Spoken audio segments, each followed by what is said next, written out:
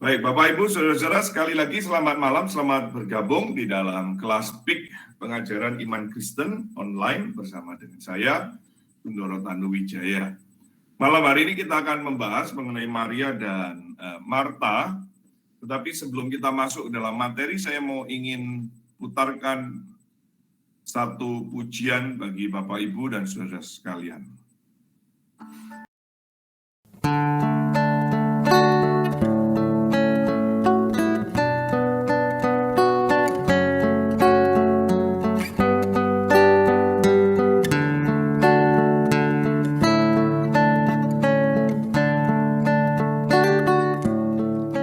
Datanglah ya sumber rahmat, selaraskan hatiku, menyanyikan kasih selamat yang tak kunjung berhenti. Ajar aku mada indah, kitab Allah surgamu. Aku puji gunung kokoh, gunung pengasihanmu. Hingga kini ku selamat dengan kuat yang kau beri. Ku harapkan akan dapat sampai di negeri seri. Yesus cari akan daku, domba binal yang sesat, untuk membela diriku, dipikulnya salib berat.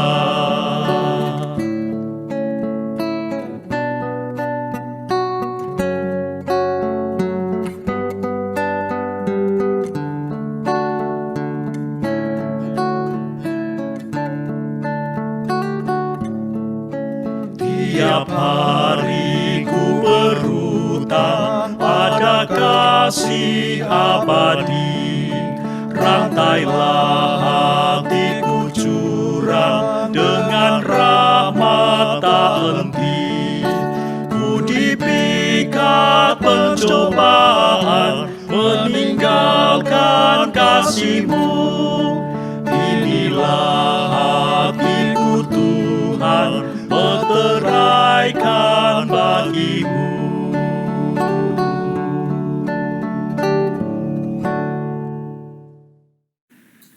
Mari kita membuka Alkitab kita, saudara-saudara. Saya mengajak kita membuka Alkitab kita di dalam Injil Lukas. Injil Lukas pasalnya yang ke-10. Saya mengajak saudara-saudara untuk membuka Alkitab di dalam Injil Lukas pasalnya yang ke-10. Kita akan membaca mulai dari ayat yang ke-38 sampai ayat yang ke-42. Injil Lukas pasal yang ke-10, ayatnya yang ke-38 mulai, saudara ya.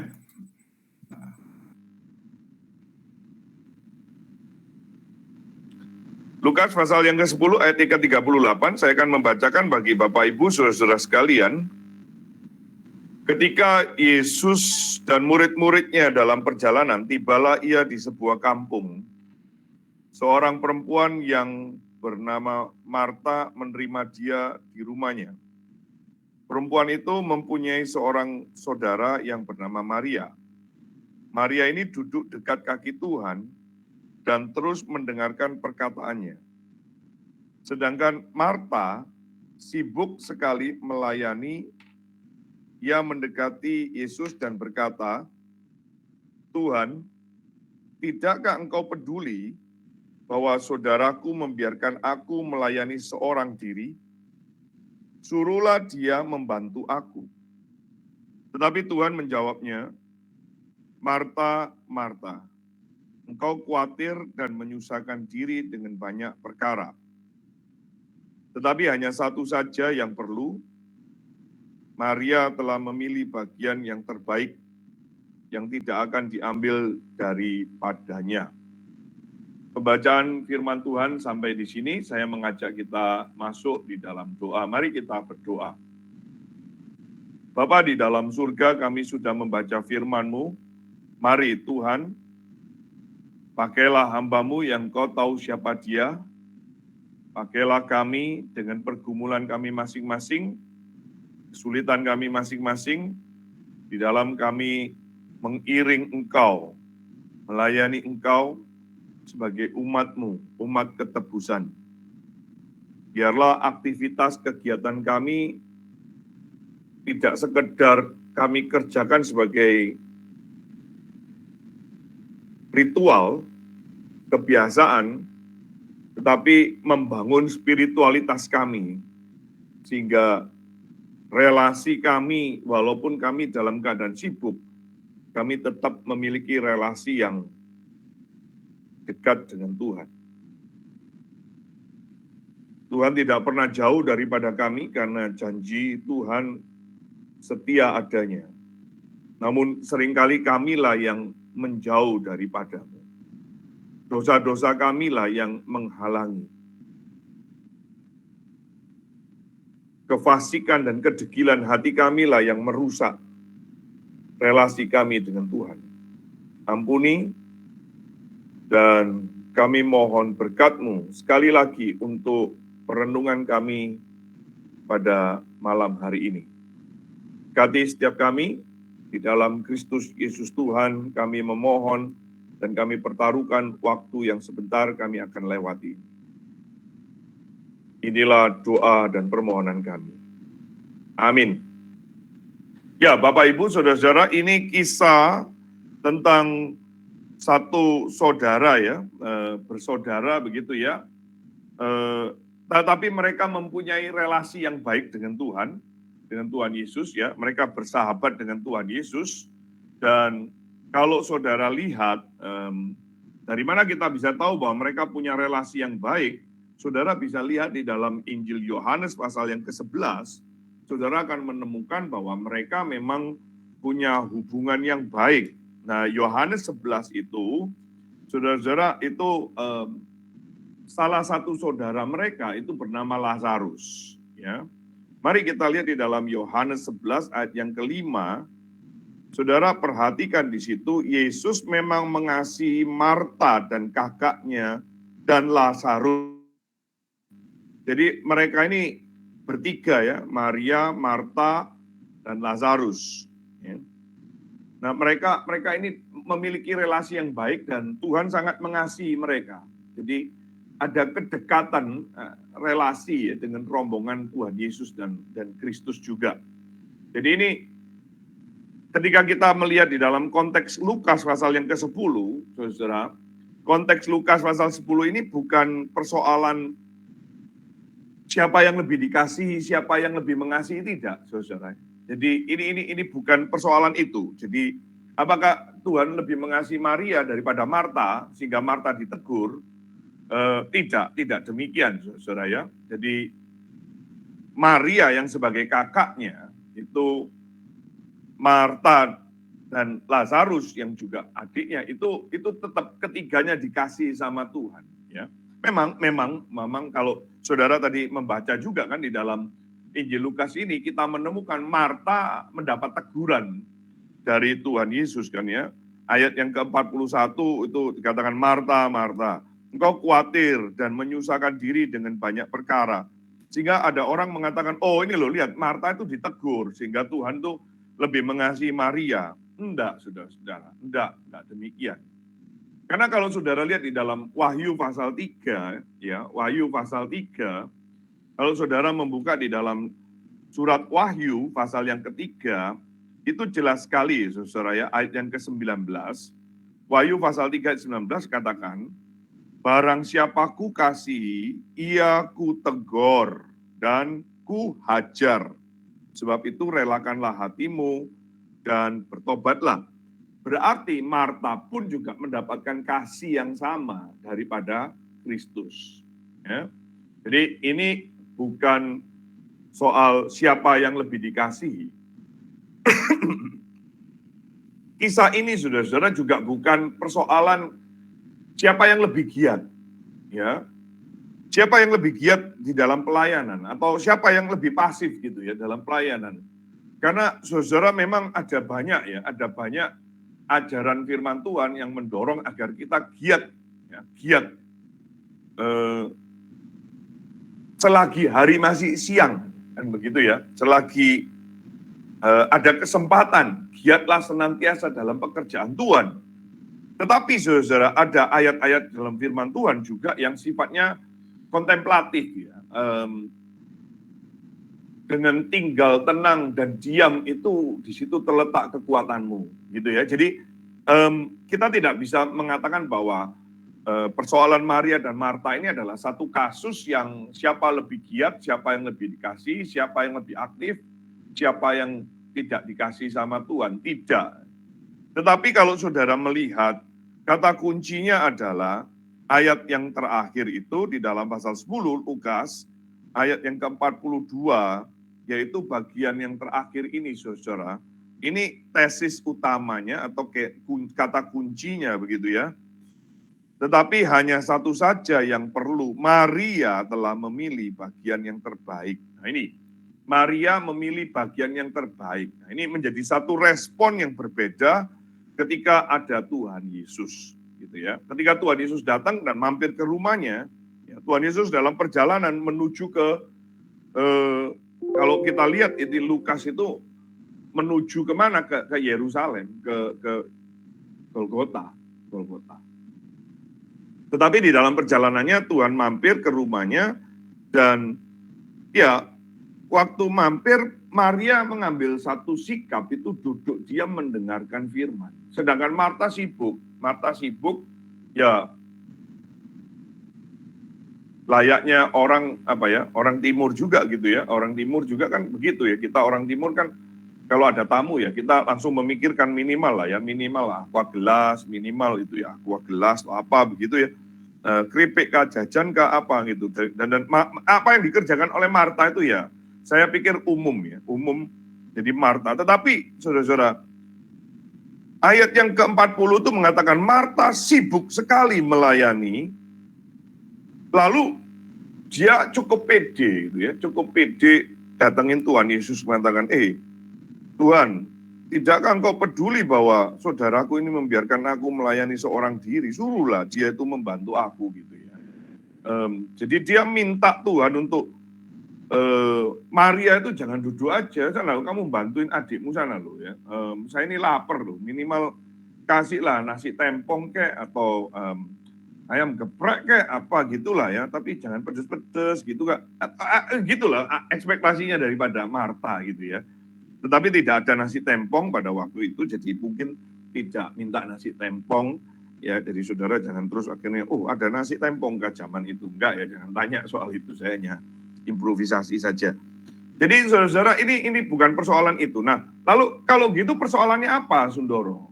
Persoalannya apa? Ya mari kita lihat bagian yang pertama ya. Persoalannya adalah siapa melayani siapa begitu ya. Tuhan Yesus datang, lalu Marta itu sibuk melayani Tuhan Yesus, sedangkan si Maria itu justru duduk diam di bawah kaki Tuhan, gitu ya. Maria itu duduk dekat kaki Tuhan dan terus mendengarkan perkataannya. Nah, saudara-saudara, menjadi persoalan siapa melayani siapa, begitu ya. Tuh, Tuhan Yesus kan tamu, betul. Betul, Tuhan Yesus tamu di konteks rumahnya itu. Tetapi jangan lupa, Tuhan Yesus pernah berkata juga, anak manusia datang bukan untuk dilayani, melainkan untuk melayani. Dan untuk memberikan nyawanya menjadi tebusan bagi banyak orang. Saudara bisa lihat itu di dalam Injil Matius ya, pasal yang ke-20. Matius pasal yang ke-20 itu jelas sekali, di situ perkataan Tuhan Yesus dicatat ya. Matius pasal 20, ayat yang ke-28. Mari kita lihat ya. Sama seperti anak manusia, Matius 20 ayat 28. Sama seperti anak manusia datang bukan untuk dilayani, melainkan untuk melayani. Dan untuk memberikan nyawanya menjadi tebusan bagi banyak orang. Jadi kita menemukan di sini saudara ya, Marta itu tidak melihat atau kurang peka melihat bahwa tujuan Kristus datang itu adalah untuk ini, untuk melayani, begitu ya, dan untuk menjadi tebusan bagi banyak orang. Maka perspektif Marta, dia belum menyadari, saudara, bahwa dirinya itu perlu lebih dulu dilayani, ya, sebelum dia melayani. Sebaliknya, saudara, kakaknya ini bisa menangkap message daripada kitab suci, message daripada para nabi, message bahwa Mesias itu datang untuk melayani dan menjadi ketebusan. Nah, saudara-saudara, ini satu perspektif yang penting sekali ya, saudara ya. Saudara akan bisa mampu mengampuni kalau saudara terlebih dulu diampuni. Saudara akan mampu mengasihi kalau saudara lebih dulu mengasihi seseorang, dikasihi ya. Saudara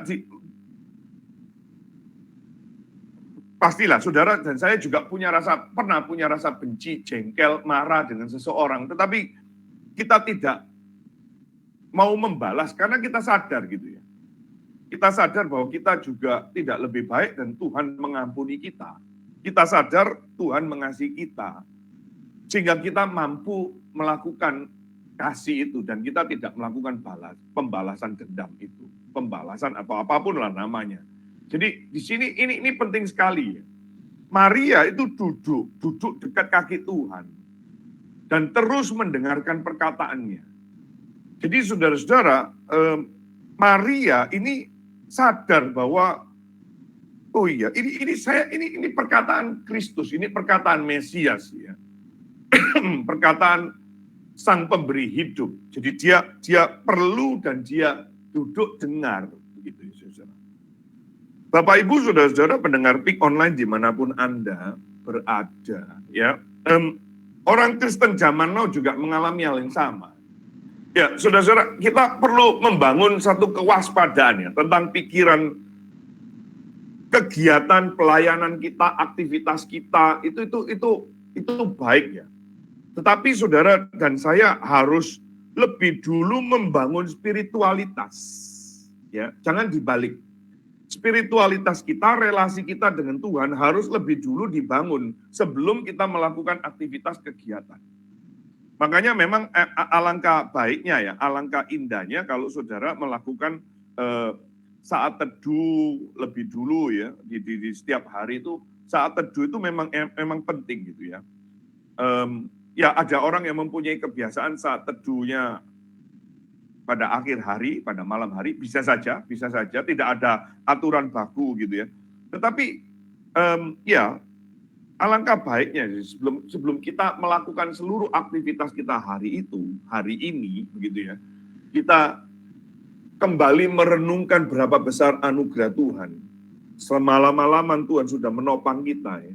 Kita membangun spiritualitas kita ya. Ini penting. Banyak orang aktif, tetapi akhirnya dia sendiri tidak membangun spiritualitas. Aktivitas kita akhirnya membuat kita capek, membuat kita lelah, akhirnya kita lupa berdoa. Akhirnya kita juga lupa membaca firman. Akhirnya kita lupa menggali firman. Akhirnya kita abai dengan PA. Saudara, ini yang sering terjadi di gereja pada orang Kristen hari ini, gitu ya, zaman now. Maka banyak orang Kristen itu akhirnya burn out. Gitu. Apa itu burn out itu ya? Bahasa Indonesianya apa itu burn out itu ya? Tawar hati, lemah, capek, kelelahan, begitu ya. Lalu ujung-ujungnya saudara ya, akhirnya melahirkan orang-orang yang munafik. Orang-orang yang munafik gitu ya. Dia giat, dia mendorong orang, ayo ikut doa, ikut PA, tapi dia sendiri tidak berdoa. Ayo ikut PA, tetapi dia sendiri tidak mendalami firman. Dia ikut PA ya, hanya supaya ya dilihatlah. Ini kan dilihat ini ya, sama aku dilihat sama Sundoro, terus saya dilihat sama Pak ini, Pak Benyamin, Pak itulah. Saya hadir loh, saya hadir. Tetapi sebetulnya kehadirannya dia tidak membangun satu relasi dengan Tuhan. Nah di sini juga saya memperhatikan ada beberapa hamba-hamba Tuhan dan rekan-rekan saya melayani Tuhan yang sudah berkhotbah itu juga kita perlu waspada loh. Kita perlu waspada. Jangan-jangan aktivitas kita khotbah, tetapi kita sendiri tidak membangun relasi dengan Tuhan. Spiritualitas kita akhirnya kering, garing, kosong, hampa. Kalimat-kalimat yang keluar dari mulut kita tidak ada power, tidak mendarat gitu ya, tidak mendarat gitu ya. Jadi seperti yang pernah saya sampaikan gitu ya di kelas ini juga gitu, saudara. Saya menemukan ada hamba-hamba Tuhan yang senior itu khotbahnya ya itu aja, itu aja, putar-putar ya itu saja, itu lagi. Dia mau ambil ayat dari mana ya, baliknya itu lagi. Saya hanya mempunyai satu kesimpulan, ya, satu kesimpulan. Saya tidak mau judge hamba Tuhan tersebut, tetapi saya hanya menarik satu pelajaran, satu kesimpulan bahwa memang kita pun juga perlu membangun relasi. Saya mengingatkan kepada teman-teman, rekan-rekan saya mahasiswa itu, saya melatih mereka pelayanan, melatih mereka berkhotbah.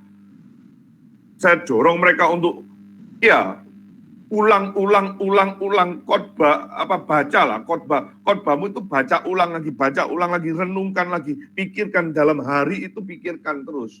Saya dalam hari ini terus memikirkan Maria dan Marta, memikirkan apa poin-poinnya akan saya sampaikan. Setiap kali saya mau khotbah itu saya pikirkan terus itu berhari-hari, renungkan. Itu dirami, sehingga pada waktunya, hari hanya atau saatnya ini sekarang, khotbah itu memang ya, saya tetap melihat teks, tentu saya masih melihat teks, saya masih melihat catatan, tetapi catatan-catatan itu menolong saya hanya untuk mengingatkan, dan tidak jarang keluar kalimat-kalimat yang tidak ada di teks. Tidak jarang juga muncul ayat-ayat firman Tuhan yang tidak saya persiapkan lebih dulu. Maria menempatkan duduk dekat kaki Tuhan. Artinya apa, saudara? Dekat dengan Tuhan. Dekat dengan Tuhan. Sedangkan Marta itu jauh dari Tuhan. Marta itu sibuk jauh dari Tuhan. Nah, saudara-saudara, sekali lagi ya, kesibukanmu itu membawa saudara makin dekat sama Tuhan atau membawa kita makin jauh sama Tuhan? Kita perlu membangun kewaspadaan ini. Sibuk,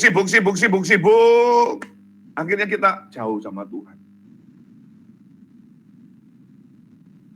Setiap kali saya diundang acara-acara Natal, Paskah, atau acara-acara event-event yang khusus ya di satu gereja atau PMKF lah, pelayanan mahasiswa gitu ya.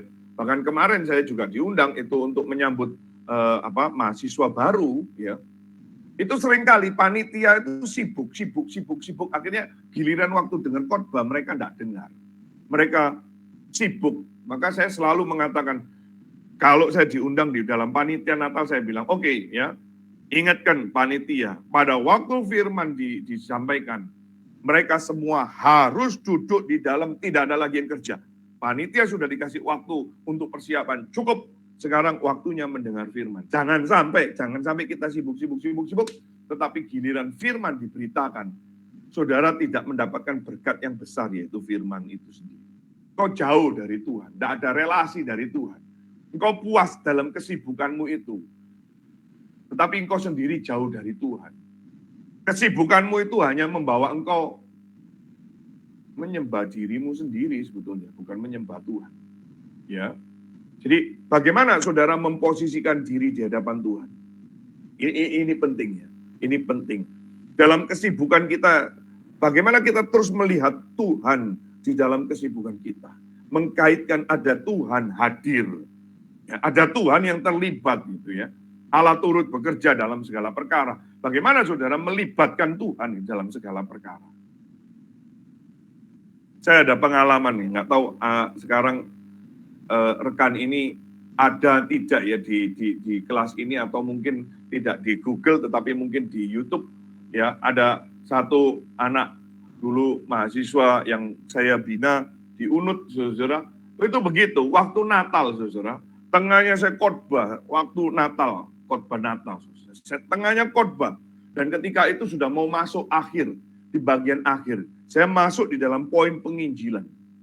Ketika mau masuk poin penginjilan, saudara, ada undangan tamu yang baru datang, dan itu datang terlambat. Mengganggu sekali. Lalu saya tegur, saya bilang, kamu sudah datang terlambat, mau duduk di depan. Duduk situ. Begitu. Nah, saya nggak tahu kalau itu undangan kan. Tetapi karena dia sudah terlambat, dan ini pemberitaan Injil, saya mau gongnya itu Injil, saudara. Dan akhirnya tamu itu disuruh duduk di situ, sudah jangan maju ke depan, duduk aja. Nah, panitia masih gerusuk. Saya tegur lagi panitia, saya bilang, kamu juga duduk. Waduh, saudara, anak ini jengkel sekali, anak ini marah sekali. Dan mereka, tanda kutip, dendam sekali sama saya. Mereka mengatakan, Sundoro jangan diundang lagi. Tidak apa-apa, saudara. Tetapi sejalannya waktu ya, Tuhan berkarya. Dan, saudara, ini 4 orang mahasiswi ini sekarang itu cukup dekat dengan kami, dengan kita ya. Biasanya juga ikut kelas ini. Satu lagi yang satu sekarang sudah kembali ke Medan, yang satu kembali ke Papua, yang satu masih di Kupang, sekarang ada di Kupang, yang satu masih di Denpasar, sekarang jadi penginjil, yang satu itu. Injil itu, berita Injil itu kadang-kadang, saudara, waktu kita mau memberitakan selalu ada distraksi. Pada waktu kita mengabarkan Injil itu ada perebutan nyawa, ada perebutan hidup dan mati. Maka saudara dan saya jangan sampai lengah itu. Dan ini penting sekali, saudara. Ini penting sekali. Ya. Jadi, jangan sampai akhirnya kegiatan-kegiatan kita itu membutakan kita dari Injil. Membungkam kita dari Injil. Sehingga akhirnya kita tidak mendengar berita keselamatan itu sendiri. Dan akhirnya itu tadi, saudara. Kita terbalik. Siapa melayani siapa. Ya, saudara. Ini poin yang pertama. Poin yang pertama yang kita bisa pelajari. Lalu bagian yang kedua, persoalan yang kedua apa? Persoalan yang kedua. Ya, siapa ini namanya Marta sibuk, Maria duduk dekat di kaki Tuhan. Ini bicara persoalan apa? Persoalannya adalah kesempatan ya, kairos. Kairos apa yang ditangkap? Saudara, di dalam konsep waktu itu ada kairos, ada kronos. Ya. Kronos itu akan terus kembali. Kronos itu akan selalu ada. Kronos itu urutan dan kronos itu akan selalu. Tetapi kairos itu kadang datang cuma 1 kali, kadang ya mungkin 2 kali, tetapi kairos itu tidak selalu ada. Kairos itu tidak selalu muncul. Jadi kesempatan sibuk melayani atau mendengar firman itu mana? Mana yang kairosnya lebih besar? Jadi saudara-saudara, di dalam setiap acara ya, minta maaf ya, gereja hari ini itu selalu pikirannya itu konsumsi, sibukkan dulu acaranya gitu ya, acaranya. Tetapi mereka tidak memikirkan siapa pembawa firmannya yang firman yang utuh, firman yang baik itu. Mereka lebih memikirkan kemeriahannya, kesibukannya, saudara. Mereka tidak menangkap kairos yang penting ini. Khususnya, saudara ya, gereja-gereja hari ini itu kalau Natal ya, Natal itu kairos yang luar biasa. Natal itu, saudara, kesempatan kita mengundang orang yang non-believer. Betul. Kita mengundang orang yang belum Kristen. Mereka pasti mau, mereka kesempatan datang untuk mendengarkan Injil. Tetapi kita selalu pikirannya adalah apa? Kegiatannya, meriahnya. Sehingga saudara-saudara, pemberitaan firman Tuhan kadang cuma 20 menit, 15 menit. Tetapi acaranya itu saudara nyanyi ini, nyanyi itu, tari ini, tari itu. Sekali lagi saudara jangan tangkap salah bahwa saya anti dengan aktivitas. Tidak. Tetapi saudara, kesempatan apa yang saudara tangkap? Ini penting. Firman itu diberitakan. Nah, di sini ada tadi saya sudah sapa Pak Gasper ya. Saya pernah berkhotbah di tempatnya Pak Gasper itu, saudara ya. Di situ ada aparat desa itu hadir ya, mendengarkan khotbah. Dan saya manfaatkan itu untuk memberitakan Injil. Supaya mereka mendengar Injil. Dan beberapa itu sudah berkali-kali ya. Saya kalau nggak salah pernah 2 atau 3 kali khotbah di tempatnya Pak Desper itu saat Natal. Dan ada saat yang pertama kali itu mereka datang sambil merokok. Mereka sambil merokok. Saya tegur, saya bilang, minta maaf Bapak dengan segala hormat. Ketika firman diberitakan itu, minta maaf, rokoknya matikan. Jadi, saudara harus nangkep ini. Ini momen, memang ini momen perayaan, tetapi firman diberitakan. Dan ini kairos yang harus saudara tangkap itu, supaya mereka bisa mendengar Injil. Begitu ya. Nah, rupanya, saudara-saudara, ini Marta salah memilih. Salah milih. Ya. Sebaliknya, Maria itu dipuji oleh Tuhan Yesus karena telah memilih bagian yang terbaik. Apa itu? Firman. Dan saudara-saudara ingetin ya, kita sekarang ini sudah bulan Agustus. Saudara sebentar lagi pasti akan membuat panitia Natal ya. Acara-acara Natal kita seringkali memang kita bersyukur, kita bersuka, kita merayakan, celebrate. Yes, it's good, it's true, and ya saya juga setuju kita perlu merayakan. Tetapi jangan lupa saudara, porsi firman dan siapa yang membawa firman itu harus menjadi kunci yang utama. Bukan acaranya semeriah apa, dekorasinya apa, apalagi saudara langsung mengundang artis lah dan sebagainya sebagai daya tarik. Saudara melewatkan kairos itu, saudara. Saudara ini berkaitan bukan cuma menangkap kairos atau tidak. Ini juga berkaitan siapa yang sebetulnya berdaulat. Allahkah yang berdaulat atau saudara yang berdaulat? Allahkah yang berdaulat atau manusia yang berdaulat? Ini kesempatan, saudara. Kesempatan untuk memberitakan ini loh, ada Allah yang berdaulat, ada Allah yang beranugerah, ada Allah yang menyatakan dirinya. Jadi saudara-saudara, ya sekali lagi ya saudara, tangkaplah kairos ini. Yudas tidak menangkap ini saudara. Yudas itu melihatnya cuma kedaulatan diri, keuntungan diri ya saudara. Kalau saudara lihat itu di pasal yang pasal yang sebelumnya ya saudara ya. Saudara kan menemukan kan ada orang yang ngasih minyak kan kepada Tuhan Yesus kan. Masih ingat nggak peristiwa itu ya? Lalu Yudas kan bilang, oh eman-eman ya. Eman-eman ya. Ini kalau dikasih orang miskin kan bagus ya. Betul, itu orang miskin itu, Tuhan Yesus mengatakan, orang miskin akan selalu ada padamu. Nah itu kronos. Ya. Akan selalu ada. Sepanjang zaman itu akan selalu ada orang miskin. Tapi ini, mengurapi Kristus itu tidak selalu ada.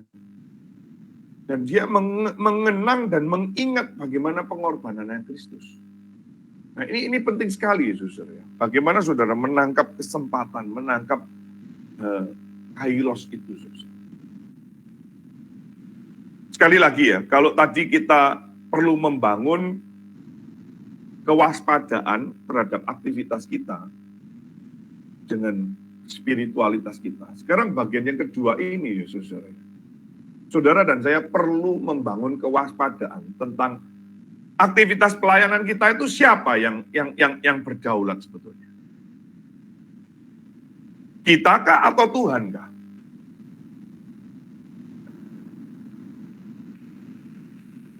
Saya pernah cerita mungkin di kelas ini atau mungkin saudara, saya tidak tahu ya, saudara mungkin sudah bosan dengar cerita ini, tapi saya saudara pernah diundang di Tembagapura ya, di Tembagapura di Papua saudara ya.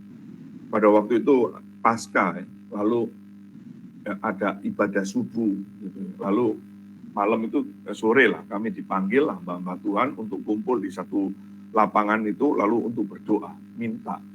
Semua hamba-hamba Tuhan yang ada di kota itu melingkar bergandengan tangan berdoa untuk acara besok. Semua itu saudara berdoa supaya besok jangan hujan. Ada yang ditolak, ada yang pokoknya dalam nama Tuhan Yesus ditolaklah hujan dan sebagainya. Jangan sampai hujan. Itu saya dengar itu doanya kan keliling saudara, keliling. Saya juga bergandengan tangan, saya mendengarkan doa itu satu-satu begitu. Tapi sampai giliran saya berdoa. Bapa di surga, Engkau pencipta langit dan bumi. Saya berdoa, saudara. Lalu saya mengatakan, kalau memang besok hujan ya hujanlah, karena Engkau yang berdaulat. Tapi kalau Tuhan berkenan, izinkan kami ibadah subuh itu dengan kondisi yang cerah. Lalu begitu amin tuh saudara, pendeta-pendeta itu pada apa itu ya, gumel gitu ya, penggumel gitu ya, pada ngomel-ngomel, bukan ngomel lah, tapi pada apa bisik-bisik gitu, wah ini gimana nih.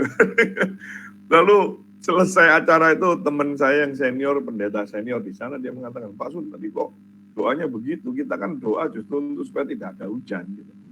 Saya harus mengatakan kita ini kan hamba Tuhan ya. Kita ini hamba Tuhan. Kok sekarang menyurut kayaknya memerintah Tuhan kita. Kalau Tuhan mau hujan terus lu mau apa? Kalau Tuhan mau hujan terus kita mau apa? Nah, jadi saudara, ketika kita ada kegiatan ya, sebetulnya siapa sih yang berdaulat itu? Kenapa kalau kegiatan ada hujan terus lalu kita bilang, waduh cuaca tidak bersahabat. Loh, hujan itu kan baik ya. Hujan itu kan baik, saudara. Mau nggak hujan, mau hujan ya baik kok. Nah umat Tuhan, jemaat Tuhan kalau memang sudah nggak niat, biarpun nggak hujan ya nggak datang kok. Nggak datang kok.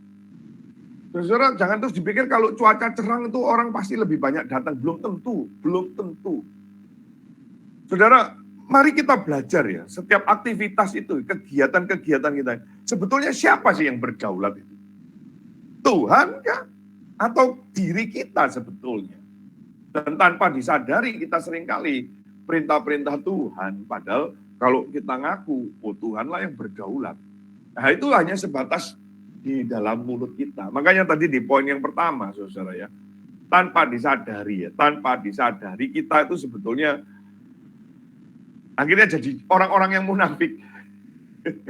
Kita menjadi orang-orang yang munafik, saudara. Nah ini saudara dan saya perlu membangun kewaspadaan. Maka saya di dalam seluruh kegiatan pelayanan, kalau ada kejadian apalagi yang di luar rencana itu saya mencoba belajar menahan. Selalu belajar ada apa ini? What's going on? What happened? What's next? Gitu ya. Apa ini? Tuhan mau ngomong apa? Tuhan mau saya apa? Begitu. Nah saudara perhatikan ya ciri-ciri ya. Ciri-ciri kalau orang yang aktif tapi tidak membangun spiritualitas. Ya, aktif dan bukan kedaulatan Tuhan yang ditinggikan. Saudara perhatikan ayat yang ke-40. Ayat 40 itu lihat saudara. Marta sibuk sekali melayani, ia mendekati Yesus dan berkata, Tuhan, tidakkah engkau peduli bahwa saudaraku membiarkan aku melayani seorang diri? Suruhlah dia membantu aku. Saudara lihat.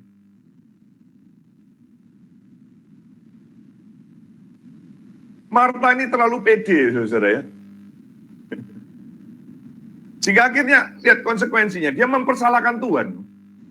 Tuhan, tidakkah engkau peduli? Loh. Kalau saya tidak peduli, saya tidak mampir.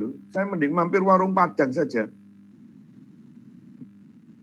Kalau saya peduli, saya mampir ke rumahnya orang lain lah. Tuhan, tidakkah engkau peduli? Loh.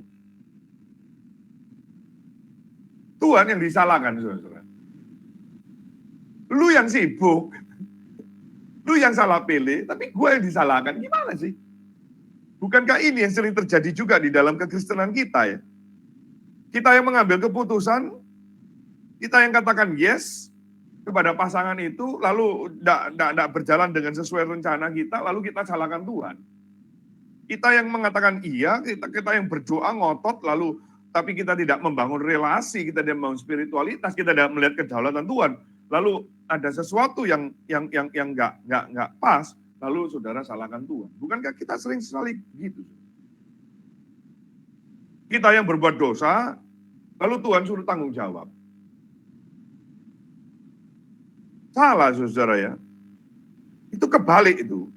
Makanya tadi saya kenapa mengatakan ini bicara tentang kedaulatan siapa? Kedaulatan diri atau kedaulatan Tuhan? Ya. Kita percaya kedaulatan Tuhan tanggung jawab manusia, saudara. Sekali lagi ya, kita percaya Alkitab mengajarkan kedaulatan Tuhan tanggung jawab manusia. Jangan dibalik, saudara. Seringkali kita membalikkan diri, membalikkan posisi. Kita yang berdaulat, Tuhan suruh tanggung jawab. Kita yang tidak berdoa baik-baik, kita yang tidak mempersiapkan baik-baik, kita yang tidak belajar baik-baik, lalu buat kekeliruan, jatuh di dalam dosa, jatuh dalam kekeliruan, Tuhan yang suruh tanggung jawab. Loh, ini gimana? Gimana? Lalu Tuhan, bukankah janjimu? Loh Tuhan, bukankah engkau mengatakan? Loh Tuhan, bagaimana? Loh Tuhan, lalu, ya, lu yang salah kok. Tuhan yang disalahkan malah. Ini orang yang ciri-cirinya seperti ini. Lalu perhatikan lagi ya, ciri-ciri yang berikutnya apa, saudara ya? Lonely, sepi, saudara. Tuhan tidak akan kau peduli bahwa saudaraku membiarkan aku melayani seorang diri. Benar tak seorang diri? Masa sih nggak ada yang lain? Mau seorang diri. Kita kan selalu begitu ya. Saudara ingat nggak kalimat ini seperti siapa ya? Elia kan? Ingat ya, waktu kita pernah belajar Elia. Elia akan mengatakan, aku di gunung Allah loh, di gunung Horeb loh. Aku bekerja giat segiat-giatnya untuk Engkau Tuhan. Dan hanya aku saja. Aku giat-giat untuk, tidak ada yang lain. Aku sendiri. Saudara. Ini saudara, orang yang merasa berdaulat itu akhirnya merasa lonely. Kesepian. Walaupun dia aktif, walaupun di dalam kegiatan banyak orang, dia tetap lonely. Membiarkan aku melayani seorang diri. Saudara, Elia itu waktu ngomong begitu Tuhan menjawab, oke, kamu bilang seorang diri, oke. Masih ada hambaku itu yang 7.000. Aku masih simpan hambaku 7.000. Yang tidak pernah berlutut mencium kepada Baal. Nah saudara, ada temannya Elia itu juga menyimpan nabi-nabi itu. Ada 100 nabi yang disimpan di dalam 2 kelompok, 50-50 dan disupport itu. Nah ini saudara ya.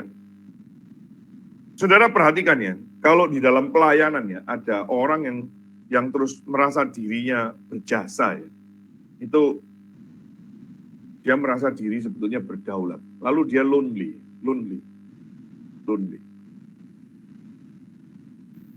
Kita perlu waspada loh ya saudara ya. Perlu waspada. Saya pun juga tidak kebal ya. Saya tidak kebal. Jika hati-hati kalimat-kalimat yang kita keluar dari mulut itu, apakah itu kedaulatan Allah atau kedaulatan diri kita. Saya pernah disalahpahami, dan kadang-kadang ingin sekali melawan, ingin sekali memberontak, ingin sekali ya menunjukkan eksistensi saya bahwa saya kerja keras. Tetapi kalau saya ingat ya, sekali lagi ya sudah. Tuhan pakai orang itu dengan berbagai macam cara. Tuhan bisa pakai orang yang non-believer juga. Maka kalau Tuhan pakai kita, terus lalu kita nggak dianggap, kita nggak diperhitungkan, ya sudah, nggak apa-apa. Yang penting pekerjaan Tuhan tetap jalan. Yang penting pekerjaan Tuhan dinyatakan, digenapi, dan kemuliaan Tuhan dinyatakan. Jadi tidak penting saudara, memang saudara dan saya itu memang tidak penting.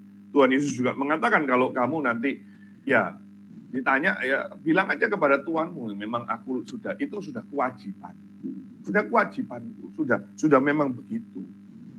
Jadi saudara-saudara nggak usah ini ya, nggak usah ya memang realistis, memang sakit hati. Saya mengalami itu sakit hati. Tetapi ya Ya sudah, kalau saya ingat itu, ya Tuhan berdaulat. Tuhan berdaulat, dan ini pekerjaan Tuhan. Tuhan pasti akan menyatakan nanti kemuliaannya juga. Jadi, saudara-saudara, kalau saudara terus ngotot, memang saudara menghidupi kedaulatan dirimu. Ya. Nah, akhirnya mengkonfirmasikan memang bukan kedaulatan Tuhan yang kau nyatakan, tetapi dirilah yang. Lalu saudara perhatikan sekali lagi ya, suruhlah dia membantu aku, suruhlah dia membantu aku. Orang-orang yang bukan meninggikan kedaulatan Tuhan, orang-orang yang aktif tanpa ada relasi dengan Tuhan, saudara. Dia akan lelah, dia akan capek. Ini yang tadi saya bilang, burn out. Lelah, capek, kesel, ngambul, ngambek, apalagi ngomel. Ya, pendengar PIK online dimanapun Anda berada, bagaimana kita menangkap kesempatan? Bagaimana saudara menangkap kairos? Apakah kita khawatir dan menyusahkan diri dengan banyak perkara? Atau ada kebenaran firman Tuhan, firman yang menjadi manusia. Ada kebenaran firman Tuhan yang sedang dibentangkan. Ada kebenaran firman Tuhan yang sedang diberitakan. Ada kebenaran firman Tuhan yang sedang diterangkan. Saudara nangkep yang mana? Nangkep yang mana? Bagian yang terakhir ya saudara-saudara, kita melihat sekarang bagian yang terakhir saudara-saudara. Dikatakan, Marta, engkau khawatir dan menyusahkan diri dengan banyak perkara. Tetapi hanya satu saja yang perlu. Maria telah memilih bagian yang terbaik, yang tidak akan diambil daripadanya. Saudara, ini bagian yang terakhir. Ini persoalan hati, saudara. Persoalan hati. Jadi, hati yang banyak menuntut. Hati yang banyak syaratnya. Banyak kebutuhan. Banyak kemauannya. Atau saudara punya hanya satu saja, yaitu duduk di bawah kaki Tuhan. Mendengarkan perkataan. Saudara, kegiatan, aktivitas saudara itu apa? Apakah saudara akan merasa, memang saudara-saudara kalau kegiatan itu selesai lalu berjalan lancar, kita itu lega. Itu pasti, itu sudah normal ya, normal.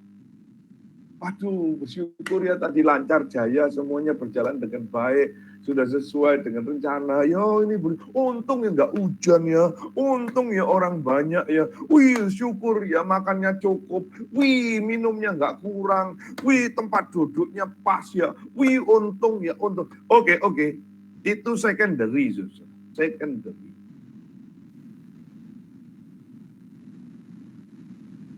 Tapi yang paling utama adalah apakah hati kita itu dekat dengan Tuhan.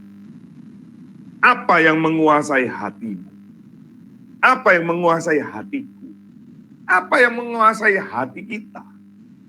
Apakah hati kita sudah mengalami pembaruan melalui karya Roh Kudus Allah?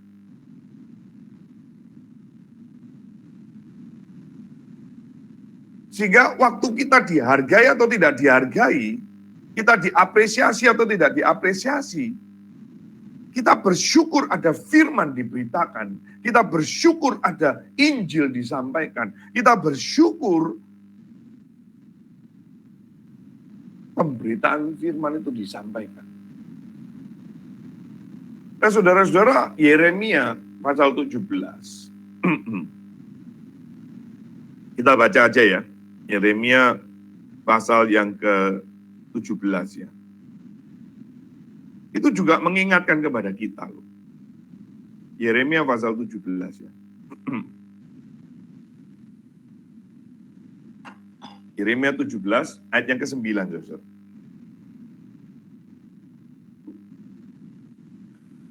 Saya bacakan ya. Betapa liciknya hati. Lebih licik daripada segala sesuatu. Hatinya sudah membatu. Siapakah yang dapat mengetahuinya? Aku, Tuhan yang menyelidiki hati, yang menguji batin, untuk memberi balasan kepada setiap orang setimpal dengan tingkah langkahnya, setimpal dengan hasil perbuatannya. Saudara-saudara, Tuhan memang taruh hati nurani di dalam diri kita untuk menjadi kontrol. Tetapi jangan lupa, saudara, hati nurani kita, akal budi kita sudah tercemar oleh dosa. Sehingga tidak jarang, hati kita itu juga menipu diri kita sendiri, saudara.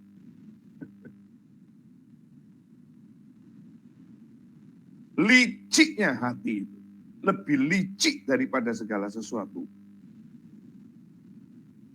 Hatinya sudah membatu, sudah mati, sudah kaku, sudah keras.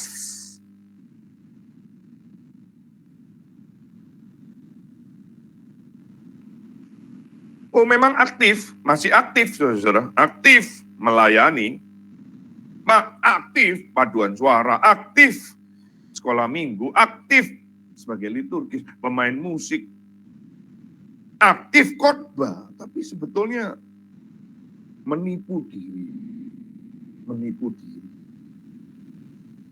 Tuhan Yesus sendiri juga mengatakan, saudara ya, dari dalam hati itu muncul segala kejahatan, muncul segala tipu daya, perzinahan, pembunuhan. Maka saudara dan saya perlu menjaga hati kita dengan segala kewaspadaan kita. Perlu, saudara dan saya perlu berdoa, Tuhan jagalah hatiku ya Tuhan. Selidiki dan ketahuilah batinku. Itu perlu, saudara. Supaya kita tidak terjebak dengan apa yang Marta lakukan. Ini menjadi satu peringatan buat setiap kita agar jangan sampai aktivitas atau mulut kita itu memuliakan Tuhan, tetapi hati kita jauh dari Tuhan. Ini juga umat Israel juga begitu, saudara. Bangsa ini memuliakan aku, tetapi hatinya jauh daripadaku.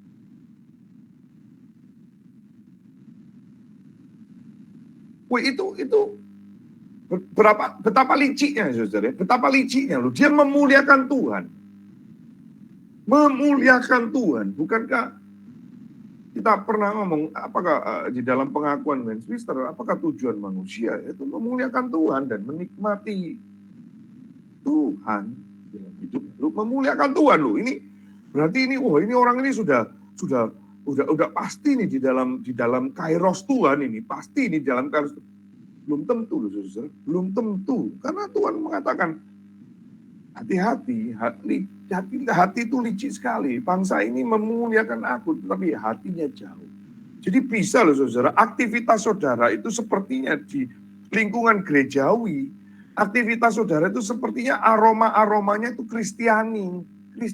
Tetapi sebetulnya saudara tidak ada hati di sana. Tidak ada hati di sana. Dan saudara perhatikan ya, puji Tuhan ya. Akhirnya Tuhan mengatakan apa? Marta, kau khawatir dan menyusahkan diri dengan banyak perkara. Saudara, apa yang hari ini menyusahkan hati saudara? Perkara apa yang membuat saudara khawatir? Kita khawatir dengan perkara-perkara yang eksternal, kita khawatir dengan perkara-perkara yang sementara. Kita tidak khawatir gitu loh. Kita tidak khawatir dengan relasi kita dengan Tuhan. Kita tidak khawatir kalau kita tidak membaca kitab suci hari ini. Kita tidak khawatir kalau kita hari ini tidak berdoa. Kita tidak khawatir kalau kita sudah tidak pernah doa puasa. Itu kita nggak khawatir. Saudara, kapan terakhir membaca kitab suci? Kapan terakhir saudara berdoa? Berdoa bukan doa makan loh ya. Berdoa yang betul-betul menyembah Tuhan. Kapan saudara terakhir doa puasa? Kita tidak khawatir kok.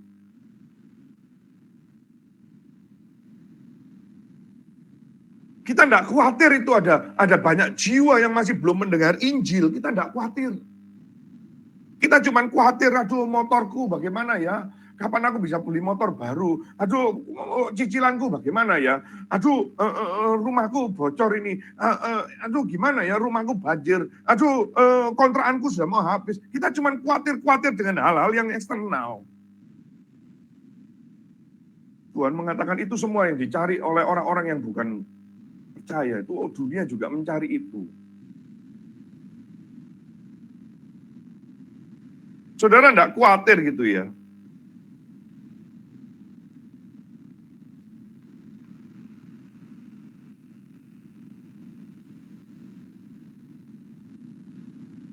Injil tidak diberitakan.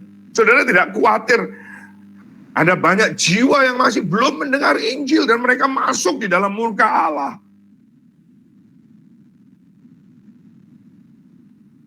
Terlalu banyak saudara-saudara. Pekerjaan Tuhan yang belum dikerjakan. Dan kita tidak rasa khawatir, kita tenang-tenang saja. Gereja sekarang kacau balau, pengajaran, angin pengajaran tidak karu-karuan. Kita tidak khawatir. Anak-anak muda kita hidup tidak karu-karuan, kita tidak khawatir.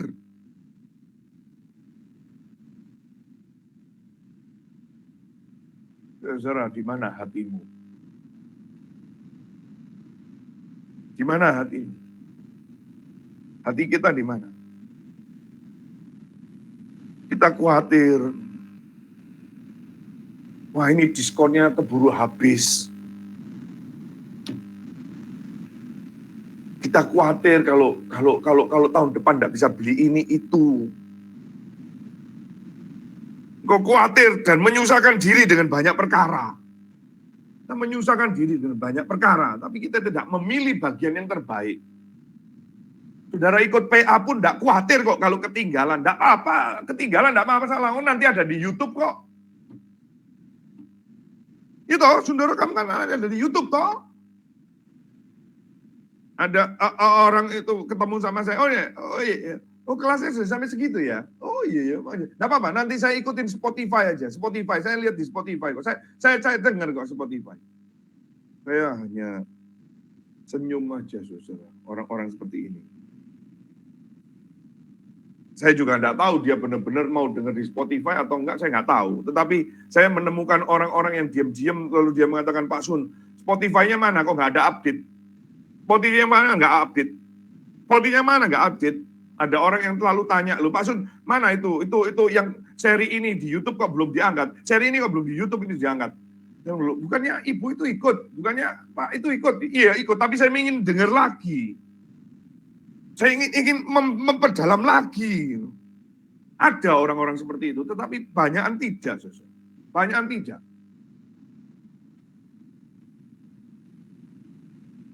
Apa yang membuat saudara khawatir? Perkara apa? Perkara surgawi kah? Atau perkara duniawi? Tetapi dikatakan Maria telah memilih bagian yang terbaik yang tidak akan diambil daripadanya. Apa itu maksudnya? Itu bagian yang kekal. Langit dan bumi akan berlalu, tetapi firman Tuhan akan terus selama-lamanya. Firman itu kekal, saudara. Kita itu, ya sekali lagi di sini ada hamba-hamba Tuhan, ada rekan-rekan saya yang melayani, yang memberitakan firman, dan ada mahasiswa saya yang juga sudah mulai bisa menyampaikan khotbah. Kita itu kadang-kadang khotbah itu juga asal. Khotbah tanpa persiapan. Khotbah hanya mengisi waktu supaya karena sudah dijadwalkan ya sudah. Kita tidak mempersiapkan, kita tidak memikirkan sampai kekekalan. Maka kadang jemaat juga malas dengar khotbah. Memang ada sisi yang nggak beres dari si pengkhotbah itu sendiri. Saya bisa memahami itu. Tapi kebanyakan saudara ini kan sebagai jemaat ya. Saudara sebagai peserta di sini, sedikit saya melihat beberapa aja yang sudah pernah khotbah atau yang bisa khotbah. Sangat sedikit. Tidak lebih dari 5 jari saya ini, saudara. Tetapi sebagian besar kita itu kita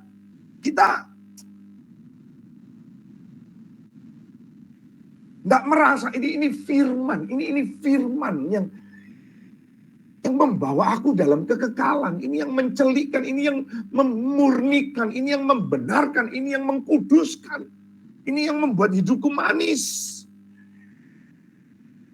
Kita tidak merasa perlu itu, kita tidak merasa perlu itu. Padahal itu yang tidak akan diambil. Bagian itu adalah bagian yang paling penting. Sekali lagi ya saudara ya, apa kesibukan kita, aktivitas kita? Sebetulnya ini bicara hati. Apakah hati kita ada relasi dengan Tuhan? Dekat dengan Tuhan? Apakah hati kita betul-betul meninggikan Dia yang berdaulat atas hati kita? Atau sebetulnya ya kita lah yang berdaulat, saya lah yang berdaulat. Apakah pilihan hati saudara malam hari ini? Yang banyak itu atau yang satu itu? Masih ingat kan ya, waktu kita membahas orang kaya yang susah masuk ke surga, yang akhirnya meninggalkan Tuhan Yesus. Kan Tuhan Yesus mengatakan, kamu kurang satu. Kalau saya kasih gambaran, saudara ya, satu itu penting, satu itu penting, saudara. Maka 0 yang banyak itu, 1 juta itu 0-nya 6. Ya. 1 miliar itu 0-nya 9. Kalau kurang 1, ya, 0-mu meskipun banyak, kalau nggak ada 1 ya 0. Tetapi kalau saudara punya yang 1 itu, makin saudara mengkosongkan diri, menyangkal diri 0 di belakang itu punya nilai, saudara, karena ada 1 di depan. Makin banyak 0-nya, makin bernilai engkau di hadapan Tuhan. Makin mengkosongkan dirimu, makin menyangkal dirimu, hidupku bukannya aku lagi, tapi Kristus di dalamku, saudara, makin bernilai. Jadi, utamakan Kristus, utamakan firman di dalam hidup kita, di dalam pilihan-pilihan kita. Kiranya Tuhan beranugerah, Tuhan menolong kita dalam menyambut kehadiran Tuhan kita Yesus Kristus yang kedua kali. Dalam masa penantian ini kita betul-betul menangkap kairos, mana yang 1 itu diberitakan, dibentangkan, disampaikan. Itu keselamatan di Kristus Yesus.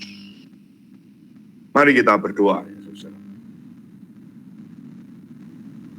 Bapa di dalam surga, kami sudah membaca, mendengar, menangkap, memikirkan uraian-uraian firman.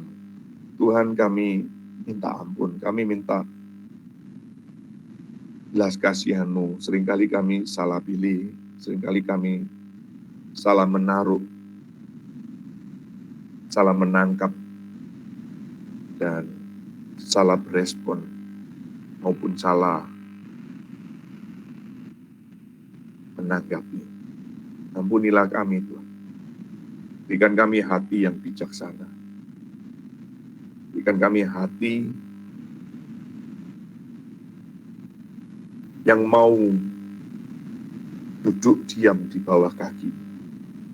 Dalam kesibukan kami apapun, maka itu pekerjaan, khususnya pelayanan, biarlah kami tetap terus membangun relasi kami dengan Tuhan. Dan kami tidak terputus. Kami tidak burn out. Kami tidak mempersalahkan Tuhan. Kami tidak merasa sendiri karena Immanuel.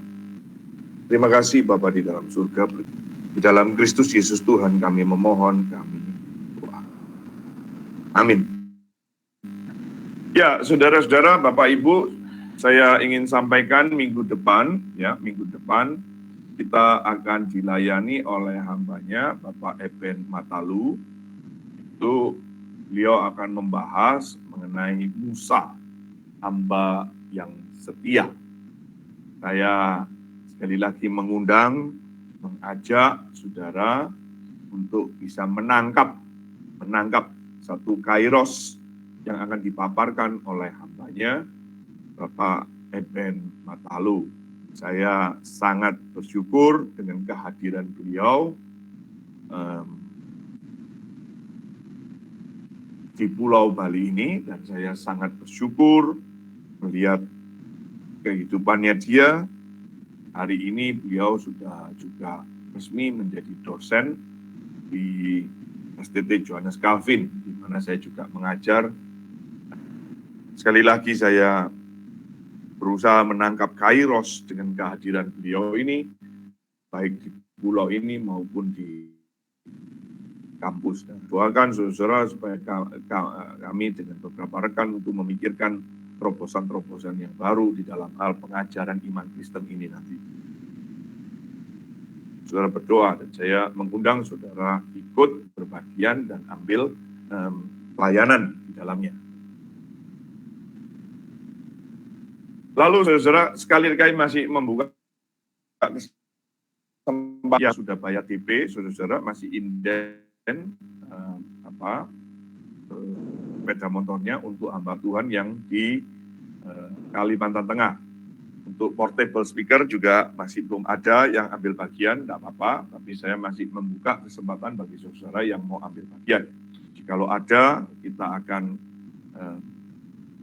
buat satu portable speaker ini dengan mini card SD-nya, itu khotbah-khotbah yang ada di kelas PIK ini, lalu kita berikan kepada hamba-hamba Tuhan yang di desa-desa, di pedalaman, di pelosok, dan itu menolong mereka untuk mereka bisa refresh. Ya.